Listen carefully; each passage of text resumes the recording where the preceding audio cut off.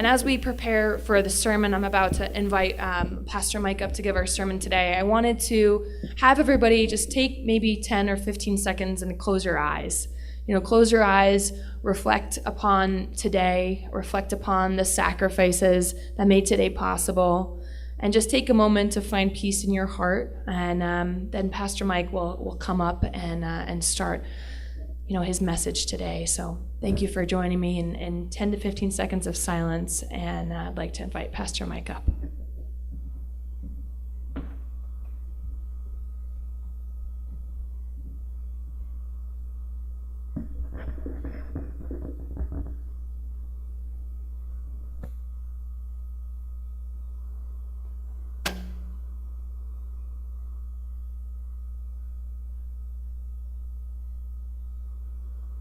Okay, great. It's working.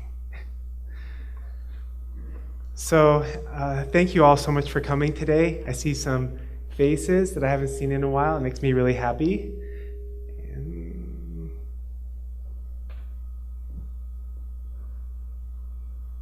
It's off. Let's turn this on. Okay. I think we're good. Okay. So I don't know about you guys, how many of you were able to see the music service we did last week? I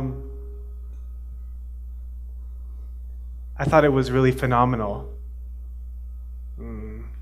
Okay.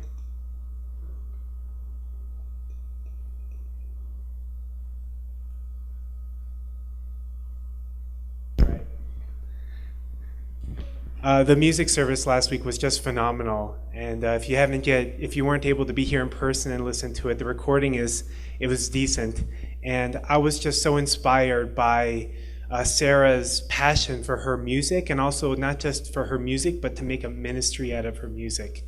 It was really, really beautiful, and it really reminded me of how much I really want the music to be like that all the time.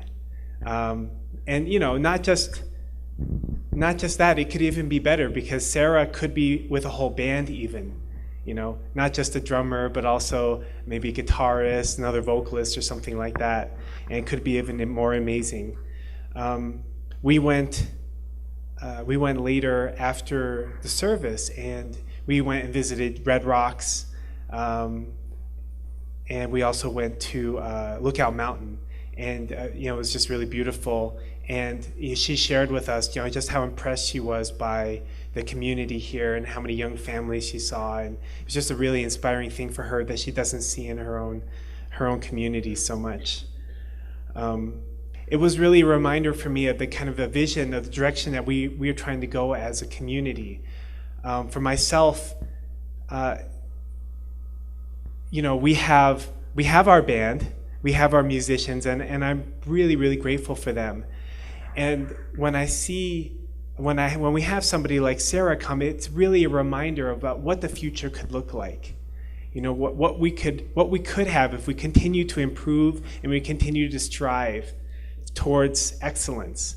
For myself, there's not really something worth striving for that's less than that. I don't want to strive for having less than an amazing music experience. I don't want to strive for anything less than having excellence in all the different areas that make a church or a community function. And it was a really great reminder for me. I hope it was for you too. It was a very moving experience for me.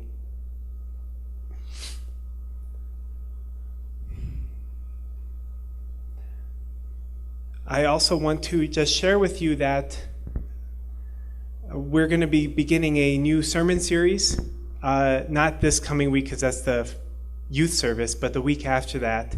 We're going to start a new sermon series, and the series basically is around where are we going and what are we doing, and it really goes into why do we have a church? Why is that important? Why do we have a community? Why are we a part of a community? What's the value of being, committed to a community? Why can't I just have my own personal faith and relationship with God? And there's going to be a lot of different topics along that area, but I really want to hone in on what are we trying to accomplish and why are we doing it together? So I hope that you enjoy that. We'll be sending more details out about that later. But today is Easter Sunday, and it's a really special day for a lot of people. Hundreds of millions of people today are really coming together and celebrating the death and the resurrection of Jesus.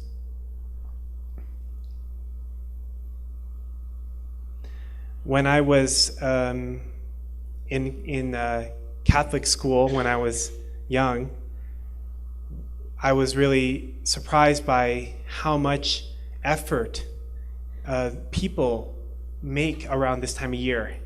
It's not just Easter. It's not just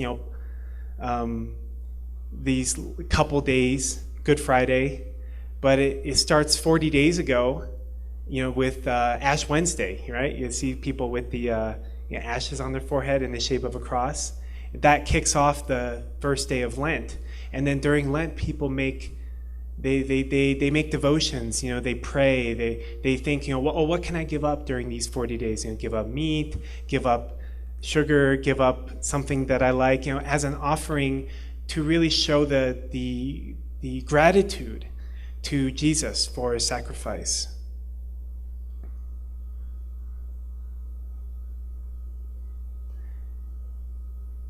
We, for ourselves, we don't necessarily celebrate Easter the same way, even though we are grateful.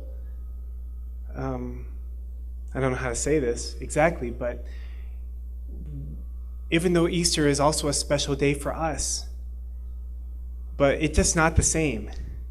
And the reason it's not the same is because of verses like this that we can read in the Bible. He says, "None of the rulers of this age understood it, for if they had, they would not have crucified the Lord of glory."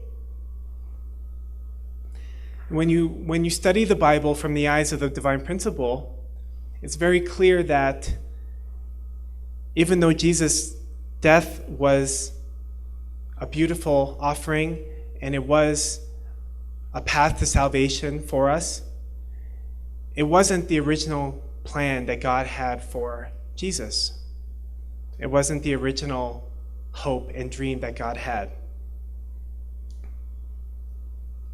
We know that Jesus' original purpose was nothing less than building the kingdom of heaven here on earth, to create the world the way God originally envisioned and wanted it to be, not this messed up world that we see around us today. Our founder, Reverend Moon, said that in the Divine Principle, he said that Jesus came to restore the original ideal world. However, when the people of Israel did not believe in him, the human portion of responsibility was left unaccomplished. This meant that the fulfillment of the will of God had to be prolonged until Christ's second advent.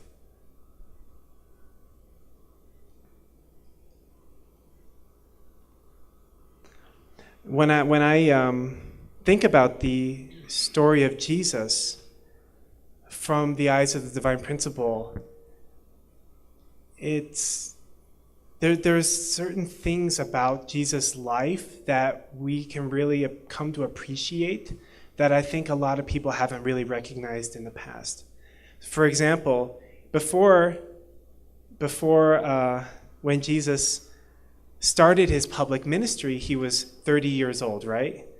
And when he ended his public ministry, he was 33 years old.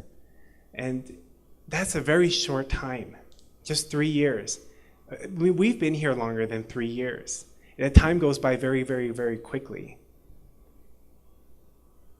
But at one point in his ministry, he had been sharing about, the kingdom of heaven is coming. The kingdom of heaven is coming. You have to follow me, follow me.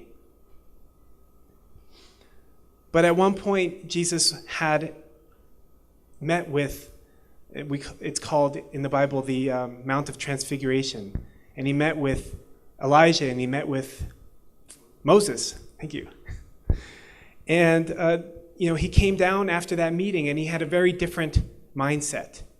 After that point, he started saying, I have to go the way of the cross. I have to become a sacrifice. Even if people tried to tell him, don't do that, he would say, don't stop me. Get behind me. And he was really determined that he was going to go that way, even though he hadn't talked about that up until that point. It wasn't part of the plan. And when I think about that, especially as a 33-year-old person myself, some things kind of come to mind that I hadn't really thought of before. For one thing, I realized that Jesus, even though he had this plan and he was thinking, I'm going to bring God's kingdom on this earth, but when things didn't go the way that he thought that they were going to go, even though he worked so hard, he went around teaching people, and people were inspired. People would gather, thousands of people would gather to hear him talk. And he would perform miracles, the Bible says. He would heal people. He loved people unconditionally. He would spend time with the people that other people just wrote off as dirty or immoral or diseased. He loved those people. He spent time with those people.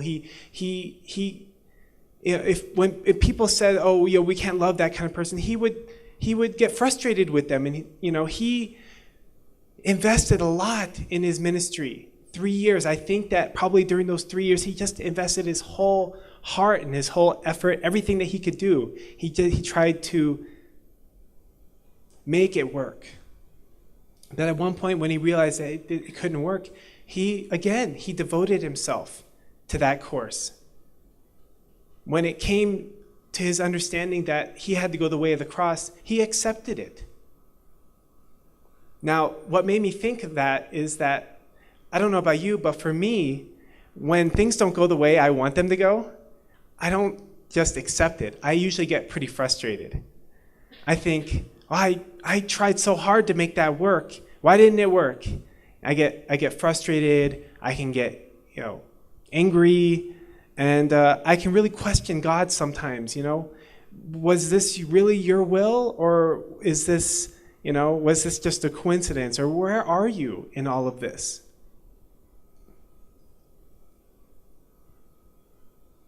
And of course, it's not like Jesus happily went that way. He didn't want to go that way. In the Garden of Gethsemane, he prayed, God, if there's any way, please let this cup pass from me. He prayed for hours. And the Bible says he was sweating blood because he was trying to find a way. Because he knew that if he had to go the way of the cross, then it would mean that God's work would have to be postponed. And this world would have to continue in corruption and problems until he could come back again. Until the second coming could happen. And he didn't want that. He didn't want God to have to go through that, and he didn't want humanity to have to go through that. And he knew that it hinged on him, but he didn't see a way out. And how frustrating. In the Bible, he goes to all these people, and he loves these people, and he heals these people, and he performs miracles. Where are these people when the day comes and Jesus goes to the cross? Where are these people when there's all these people who are saying, and the people have an option. They can choose between Barabbas, the criminal, or between Jesus, the guy who didn't do anything wrong, just trying to do the right thing. Where were all these people to sway the vote, so to speak? For me, I feel like I would have really taken that personally. That would have been very frustrating to me. I could have easily just said,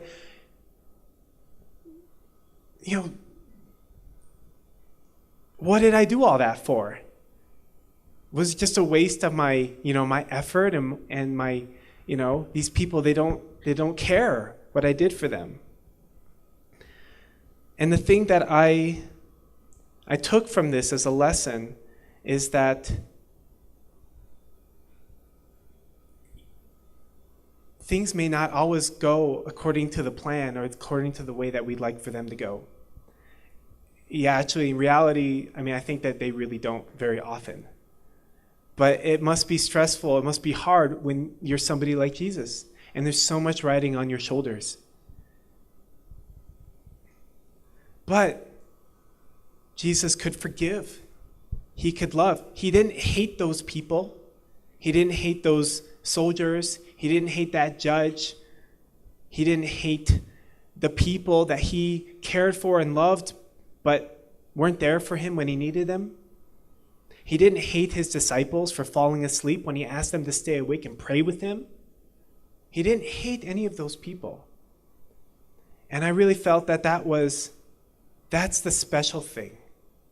That was what's special. If you look at Jesus' ministry, like I said, it's 3 years long.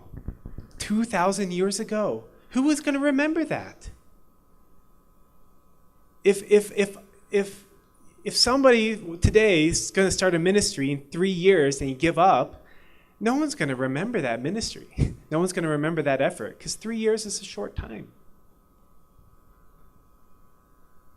But it's amazing. Not even that, but just the fact that when Jesus went that way, he didn't really have people following him. All those people who said, "Oh, we love you, Jesus. Thank you so much, Jesus, for healing my child or saving my pigs," or whatever. They weren't there, and they weren't like promoting Jesus after he passed away. But somehow, this small ministry, this one person, nobody following him at the end. I mean, you would be hard-pressed to think of somebody today that didn't have a bigger effect on the world.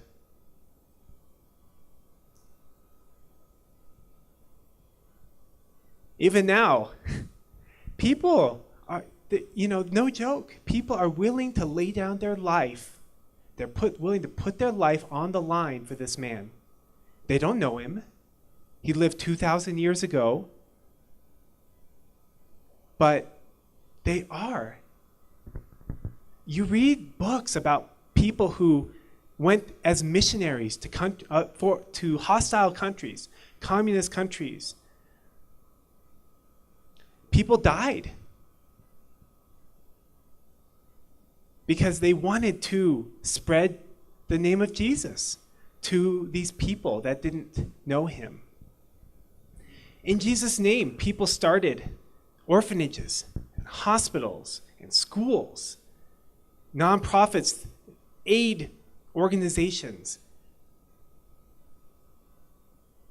And people, even 2,000 years later, genuinely, they love Jesus. They feel this closeness of a relationship. I mean, one of the advantages for me of going to a Christian high school, Protestant high school, was, and it left a big impact on me, was I would go into the hallway and I would see these guys my age, 14, 15, 16-year-olds, reading the Bible and praying and reaching out to their friends. And I'm like, I'm just happy watching anime and playing video games, It's like, I was not even on my mind. But I was surprised to see these people who really have this, not just this close, artistic relationship with God, but with this man that they're never going to meet. They're never going to know who the person really was, but they love him. It's really amazing. And I think that one of the reasons for that is because even at the last moment, even when he had nothing to lose, Jesus never wavered in his heart of the parent for humankind. You can't hate your own children. You can't, and if you see the world, if you see all the people of the world, I don't know how many people were living at the time, millions, hundreds of millions, I don't know. But if you see them as your children, you can't hate them. Even if they rebel against you, even if they don't appreciate you, even if they do things that hurt you, but you can't hate them. and you love them. You just know that they're misguided. And Jesus had that heart for all humankind. He was really the original true parent.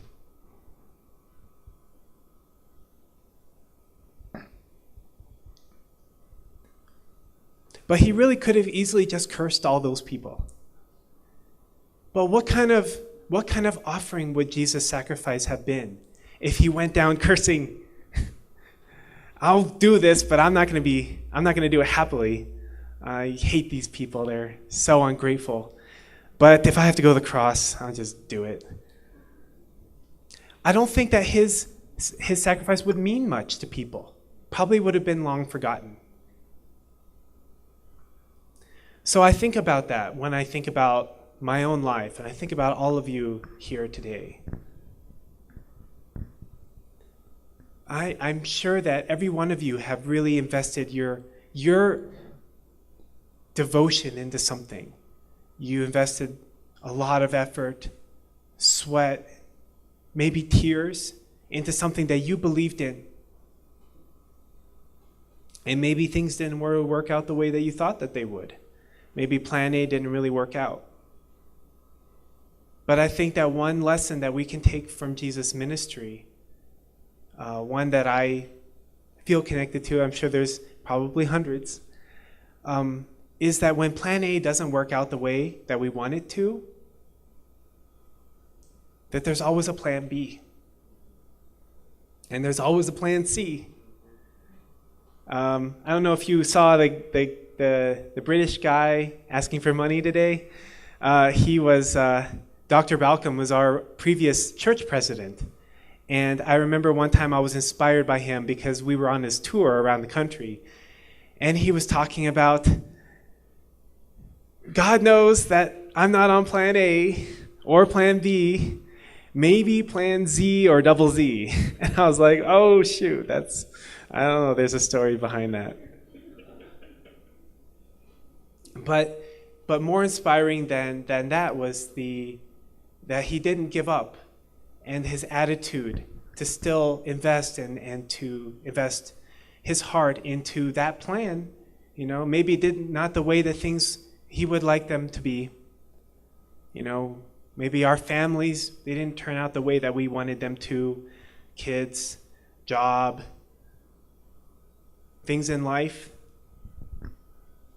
Maybe we had dreams and ambitions and we worked really hard to them, but for some reason or another, they just didn't work out. I was talking with my wife yesterday. Her original plan, she's in Missouri right now. She's training for that race, that big 340-mile kayak race they're going to do in the summer. And she was planning to leave last night and arrive here in time for church. She really wanted to be here and support and be here with all of you. But just as they were getting ready to leave, literally getting in the car, her sister is chasing the kids, and she jams her toe into this like stone wall, and the toe is like it's supposed to be this way, but it's this way, right? The toe is completely dislocated. And it was incredibly painful, and they had to carry her around, and they were trying to figure out what to do because they live out in the middle of nowhere, and you can call an ambulance, but it would probably take an hour for it to get there, something like that, but then you have to pay the big bills and everything. And they figured out, after calling some doctor friends, that they could just put it back in place. And they got it all worked out, actually, amazingly. But it was one example of something where, she really wanted to be here. That was the plan, but for one reason or another, it didn't work out. And maybe there was no meaning for that. Maybe there was no significant reason for that. But I do believe that, everybody here, we're trying to live our life right with God, right? We're trying to live our life together with God, in harmony with God, trying to find out what's God's will for my life. What should I be doing, right? I know I am. And so I think that we always have to be open. Maybe God has a better plan. Maybe God has a different plan. Maybe it's a better plan. Maybe it's not. But we have a life. We have a life to live, and when one door shuts, we need to look for the door that might be opening. The true heart of a parent, when things don't go the way that we want them to go, is to see what could I have done better? What could I have done better to love this person? What could I have done better in this situation? Maybe could have made things turn out in a better way. The heart of a parent is never to blame others for the things that are happening in my life.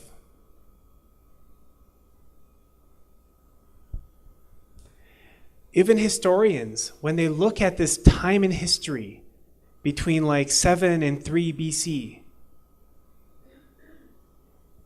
they notice there's something very strange happening around this time. Many religious leaders and philosophers emerging that are bringing in new ways of thinking that are affecting these regions of the world for a long time. They call it the Axial Age. Even these people who don't recognize Jesus, the value of Jesus or who he was, they don't see him as a Messiah, recognize that at this time in history, something very unique and interesting was happening. So it reminds us that God is preparing for each and every one of us. Each and every one of us has a path, and we may not be on plan A. If you're on plan A, great. If you're on plan B, that's great too. And we need to look for the ways in which God might be working in our life, especially if we're asking for it. And to not be upset, to not be angry and not be resentful when things don't work out the way that we want them to. We need to ask God for that heart, to have that heart of the parent, to be able to forgive and to be able to love unconditionally and to always be able to have the heart to ask God, okay, this didn't work out. What would you like me to do? Where should I go next? Whether we like it or not, life has disappointments. Life has setbacks. But we can really take a lesson from Jesus' life. He had a pretty big setback, I would say. But God, despite that situation, despite how bleak it looked, used Jesus' sacrifice to change the world. And we all benefiting from it. So that's my message for today. And really appreciate if you join me in prayer. Good morning, our Heavenly Parent. Today on Easter Sunday, I pray that we can really express our gratitude, our heartfelt gratitude to your Son Jesus for the sacrifice that he made. It makes it all the more meaningful to know that Jesus had even greater ambition, and even greater plan, even greater hope for his life and for his ministry. He gave that up willingly because he wanted to do what was best for you, and he wanted to do what was best for humanity.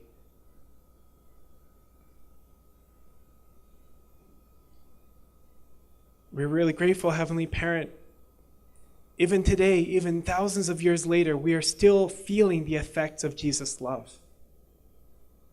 We're still feeling the vibrations that Jesus sent, even though he passed away so many years ago, of his unconditional parental heart. And this is why Jesus could say that when you see me, you see the Father. Heavenly Parent, I pray not only that we can also have that same heart in our lives as we live our lives and as we chase our dreams and ambitions, but also that we can strive to have that same kind of heart towards others.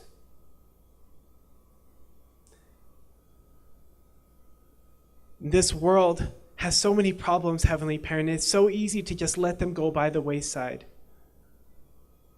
But if we see ourselves as the parent, then we just can't do that. And it's really the example of Jesus and people like our true parents who've shown us a greater way, a bigger way, Heavenly Parent. And I pray that we can really take that to heart and make it a part of our lives, that we can pray to have that kind of a heart for all the children of this world. That we can find our way to become like Jesus. And thank him that he made that sacrifice so that we could benefit from it all these years later. And thank you for your son. And thank you, Heavenly Parent, for your patience. You're waiting, you're investing so much to try to save this world, Heavenly Parent. And you need us to help you. And I pray that we can find a way to, in each and every one of our lives, in each and every one of our families, that we can be a part of that, Heavenly Parent.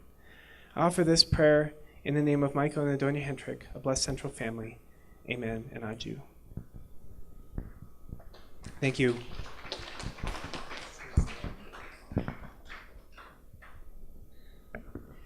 Thank you, Pastor Mike. Such a deep, heartfelt prayer, right? I think that, the day just brings out so many emotions. And, what struck me personally was how Pastor Mike was sharing, what made Jesus remarkable was how he treated the poorest of the poor, right? The weakest of the weak, the lepers, and everybody who was unlovable. And that is what he's remembered for, right? That is why he lives in infamy, and that's why his influence will continue to echo for thousands and thousands of years to come.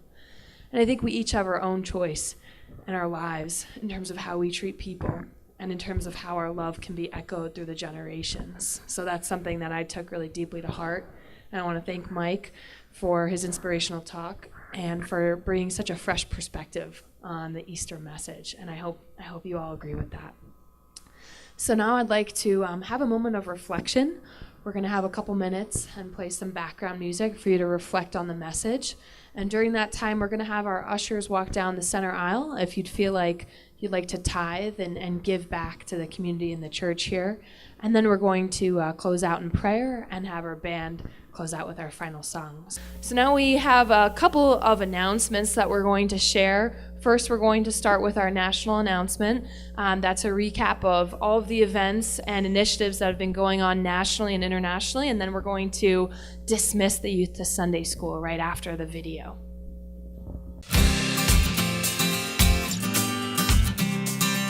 Hey guys, Carlson here with your weekly update. Let's start with some news from around the nation.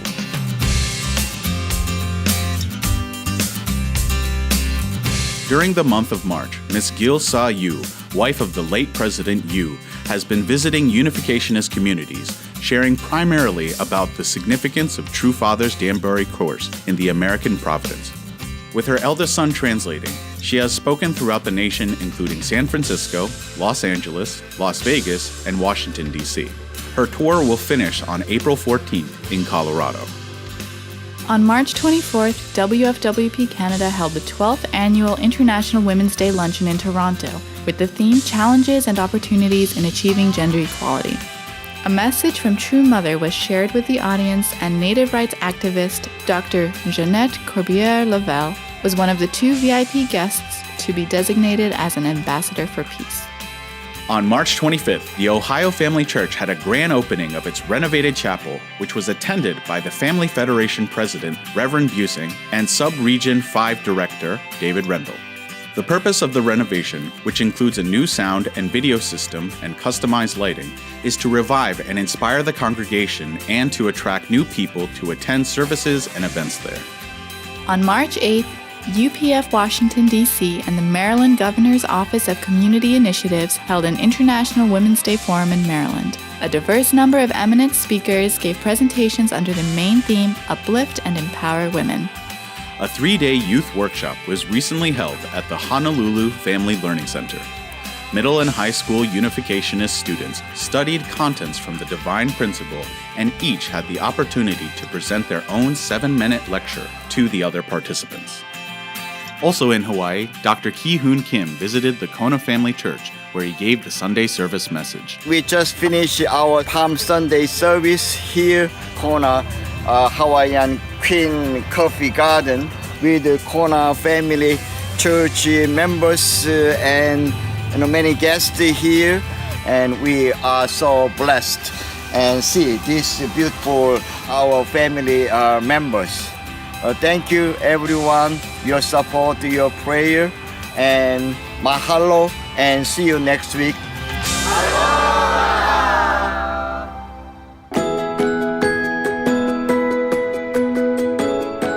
Over the last month, missionaries of the Generation Peace Academy have spent time in Central and South America, taking part in witnessing activities and service projects, enjoying God's creation and learning about how God has been working in these nations. In Paraguay, the missionaries visited an indigenous Indian village to paint a school building and witnessed at a local high school where they planned out skits expressing the value of true love. In the Dominican Republic, the missionaries painted and picked up trash around the city central park of Puerto Blanca and carried out service projects at the University of Santo Domingo. Through this activity, they were able to meet many people and share about true parents. In Peru, the missionaries spent time witnessing in Lima and took part in a food fund project. This involved visiting a senior center where they donated food and spread good cheer. They also learned about the nation's history and listened to testimonies of first-generation Unificationists. To learn more about and provide support for GPA, visit generationpeaceacademy.org.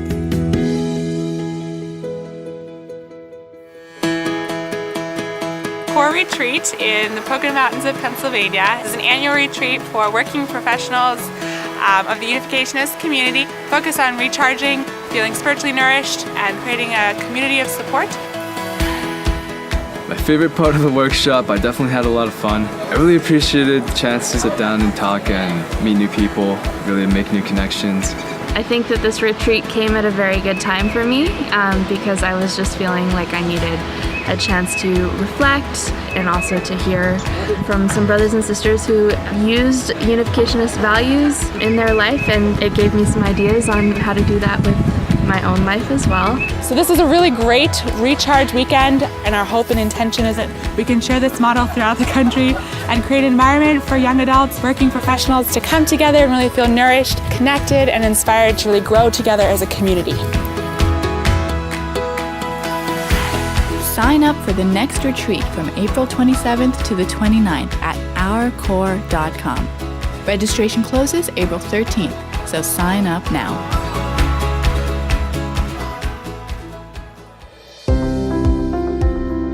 Hello, brothers and sisters in America. It's been 8 months since I came here to Europe, and I miss you all every day. But we're too busy to be lonely because we're expecting True Mother to come to Vienna in just 1 month from today. We're going to have a Peace Starts With Me rally. I have to say, it's probably going to be even better and bigger than Madison Square Garden.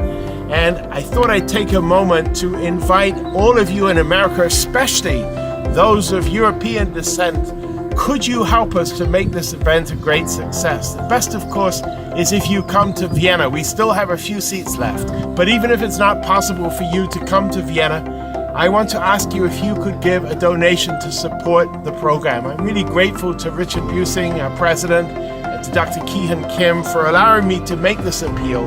We're seeking to raise $100,000 from Europeans in America. So if you can, please join this great crusade. We'll be eternally grateful. And if possible, see you in Vienna. Thank you. That's all for this week. Thanks for watching. God bless and happy Easter.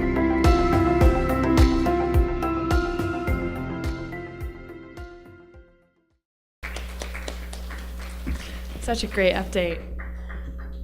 So many things going on around the world and around the country that we can really support through prayer or even financially or with our time and energy as well. So many options to support. But now I'd like to dismiss all the youth to Sunday school. So anybody going to Sunday school, now's the time to run to your classroom, I'm sure you're going to have some fun Easter activities planned. Everybody's dressed up so beautifully today. Did you notice that? Yeah.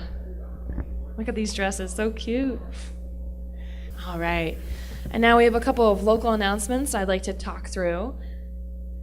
I think to win the most cute award, this one definitely, I think, will come in first. But this is an announcement about a mini photo session set to be held today. A member in our community, Tammy Tamayo, is doing a mini Easter photo session. So if you have any children, or if you and your spouse, or even if yourself would like a really cute picture with a bunny rabbit, please talk to Tammy. And the suggested minimum donation is $30 for 3 to 5, high quality digital images just like that.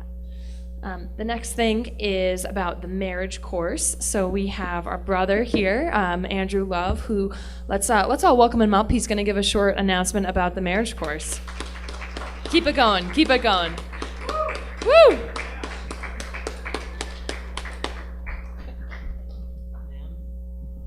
Hello, people. There is the next round of marriage course starting this Wednesday. It's going to be on Wednesdays, Hump Day. And it's going to be amazing. So we have a few couples signed up, and there's plenty of room for other couples, which means this is your invitation to really step it up. The point of the marriage course, is not to kind of raise your hand and say, I'm a part of a dysfunctional marriage or anything like that. It's saying I'm committed to living an extremely happy and fulfilling blessing. Everybody at every stage can benefit from this. And this is kind of a quasi-announcement that, again, so our second son was born as a byproduct of the marriage course. It really helped our relationship, and my wife is pregnant again because we just did this marriage course.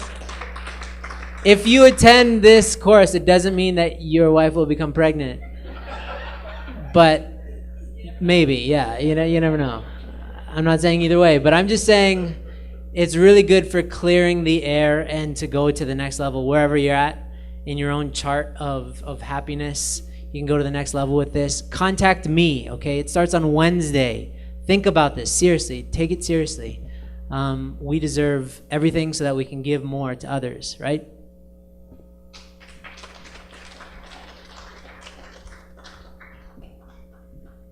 Thank you, Andrew. And I attended the last session of the session that recently finished, or the series that recently finished, and I'm not trying to butter Andrew up, but I saw couples really on the next level that I hadn't seen them there for years, and I thought that they were doing good, but then after the marriage course, they're really investing in their marriage. And just like you invest in so many different areas of your life, I think this is really an intentional opportunity to invest in one of the most important people in your life.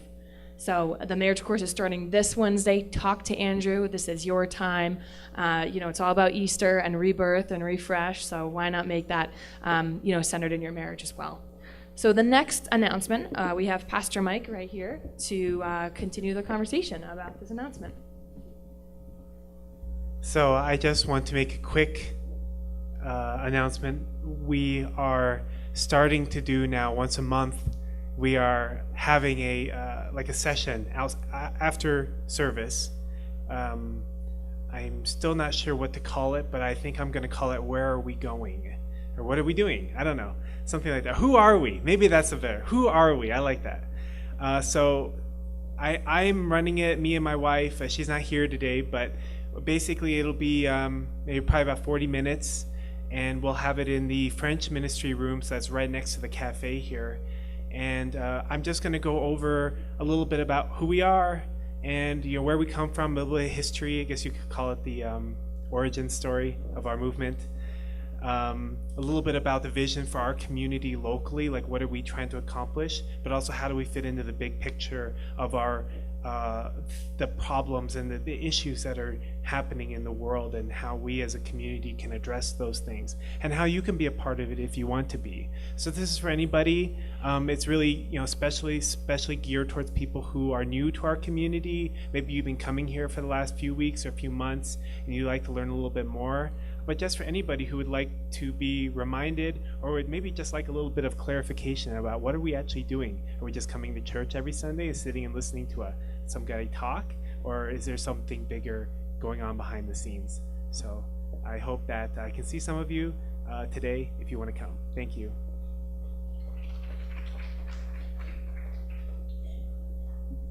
Thank you, Mike, and appreciate you and Adonia for always thinking about the experience that we offer to each and every person in this room. And I hope that you can come out and support Mike and hear a little bit more around the background and the context of who we are, what we stand for, and most importantly, where we're going with your help. So continuing on to the announcements, we have a couple things going on. Additionally, next Sunday is a really special church service, and the reason why is because it's youth service. So I won't be the MC because we're going to have even people younger than myself giving the sermon, being the MC, doing, the music, and really trying to, show the vision of our community from the youth. So this happens, I don't know, Mike, every couple months, something like that, or give or take. So the next one is going to be April 8th. So it's a special youth service. So please come out and support the youth, give them a lot of people in the audience to feel encouraged and feel energy from. So mark your calendars. Next Sunday is our really special youth service. Additionally, there is on Sunday, April 29th from 3 to 5 p.m., we have a interreligious celebration of marriage event here at the Colorado Family Church. And this is an opportunity for anybody to renew their vows with couples from other faiths, and also to put God at the center of the marriage. So that's really the purpose of this event. And as you can see here together, we can build a global family that transcends race, religion, culture, and language with God at the center. And Mike, who's the point person for this? Gail or Shirley? Are you in the audience? No. Well, I'm sure we can find them. So if you have any questions, please talk to Gail or Shirley, since they're leading this event. Another announcement that I think this one definitely wins the Best Catch Award picture is for the 2018 National Ocean Challenge program held in Kodiak, Alaska, and the registration is officially open. And so this is for anybody looking to learn more and experience time at the ocean, specifically for the youth in our movement. And more information will be sent out via email next week that Mike will send out, but this is a heads up that the registration is open. And if you know of anybody in your family or your neighbor or your community that is looking for a really exciting adventure on the ocean and learning, from other youth and understanding nature a little bit better, would highly recommend this program. My brother actually attended this a couple years ago, and it was a life-changing moment for him. So I would highly recommend this program personally. And lastly, I'd just like to close out the announcements with an appreciation for the Stein family, who will be cooking and cleaning next week. So let's take a round of applause for them and putting their service into action. I really appreciate, how they're going to be helping out to make the youth service possible next week. Pastor Mike's going to have a short announcement here, and then we'll close it out. We actually have something really special planned today, and I'd like to invite up a couple special people. Carlos, could you come up here? Reverend Wantete? It's been a while since we've done one of these. Come on up.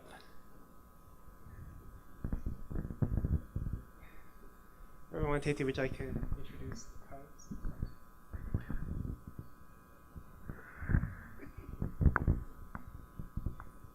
Hi, everyone. Okay, this is Carlos. Originally he's from Cameroon. He came here through the invitation of Reverend Ngalame. He introduced him to me to teach him the divine principle. So he came from France, and very soon he's going back. So maybe he is the better person to say what you want to say. Thank you. First of all, thank you, Reverend Michael. For me, it's a miracle to be here. I'm going to tell you why. I had a visceral anger against religions, all the religions. Why? My father was born in Cameroon during the colonial period. In Africa, mostly Catholic religion, they came here bringing the word of God.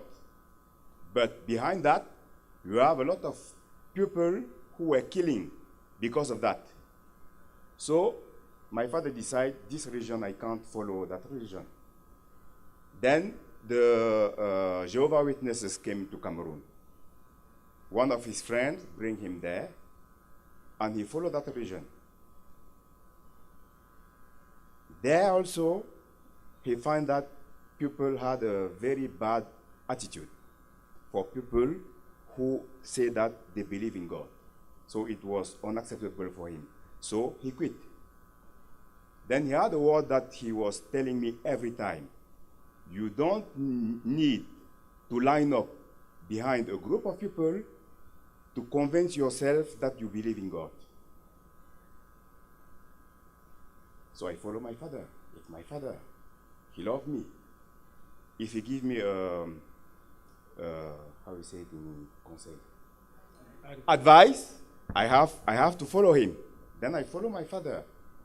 After that, I had a friend who bring me in a Protestant religion. I went there, I was also disappointed.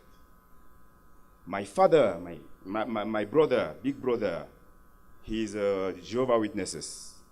He put us away because we are not in that religion. My father passed away in 1996 because of that problem. So you understand that I was very, very, very disappointed against religion. Then I came to the United States. First, Reverend Galame tell me about the divine principle. I say, he can't prove me that he believes in God better than me. I don't need to follow people to say that I believe in God. Then I let it go. 1 year ago, yes, he was making a conference here. Then I came just by curiosity. The message touched me. Then I start to open my heart. Then after, Reverend Galame told me that I'm going to bring you so that you can study the divine principle.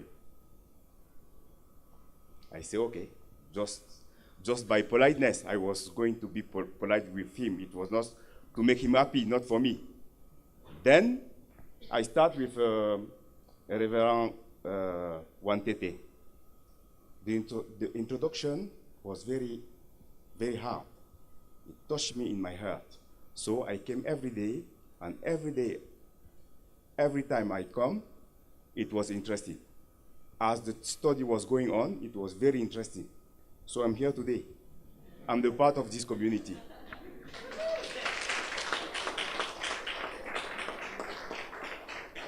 I came here in the United States with my family.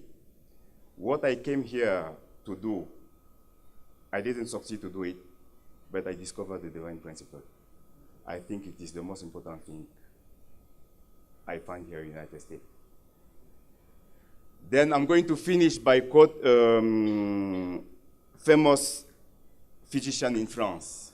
He said, I'm going to say it in English. I don't know if it is the right translation. I don't know if somebody here can translate with me. Pour trouver sans chercher, il faut avoir longtemps cherché sans trouver. To find without searching, man must have a long search without finding. It is a famous a quote of a famous French physician. I think in my case, I find a lot of time religion, then I have it without finding. Thank you. Thank you. So we have this certificate that we want to present to Carlos. It says, "Welcome to the family." This certificate is hereby awarded to Carlos, and the rest of his name, for completing the basic study course of the Divine Principle and becoming a member of our family of faith, given on the 1st of April, 2018.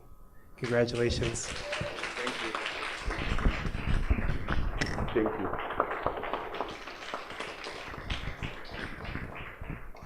I'm the part of this community now. That's right. Thank you so much. He'll be around, so you can talk. And as you heard, I'm giving a presentation after service. I guess it'll be at 12 o'clock. And you can hear a little bit more about who we are if you're interested. So thank you so much. And we'll have our final song now. So please rise and join us.